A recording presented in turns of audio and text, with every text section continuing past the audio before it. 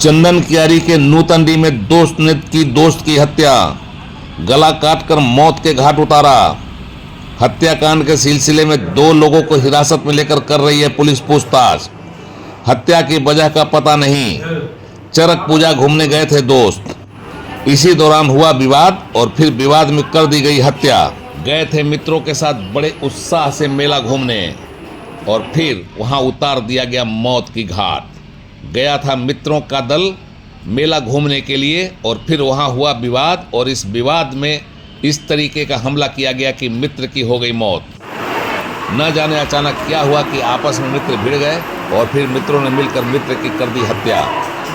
हत्या की लोमहर्षक घटना में मारा गया युवक चंदन कियारी के बरमसिया ओपी के नूतनडी गांव का रहने वाला 27 वर्षीय सहदेव वावरी था।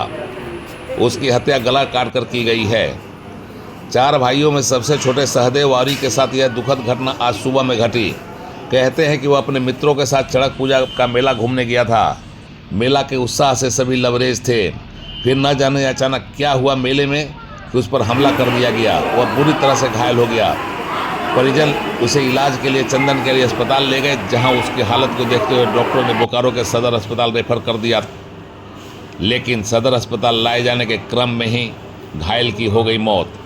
इस घटना से परिजनों का रो रो कर बुरा हाल है।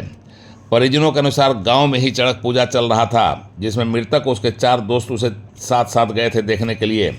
सुबह में मृतक सहदेव वावरी दौड़ते हुए आया और फिर गिर पड़ा और कहा कि मेरा गला काट दिया गया है। 2 दोस्त उसके गांव के ही थे और 2 दोस्त जिसको वो नहीं पहचानता था।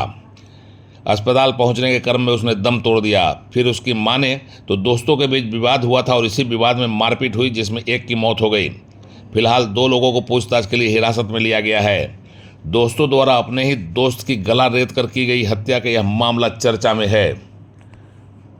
पुलिस ने पुष्टि की है कि 2 लोगों से पूछताछ की जा रही है। मामले की जांच में जुटी है पुलिस। फिलहाल इस हत्याकांड ने आम लोगों के बीच चर्चा शुरू कर दी है। उड़ान लाइव की बरमसिया से एक्सक्लूसिव रिपोर्ट।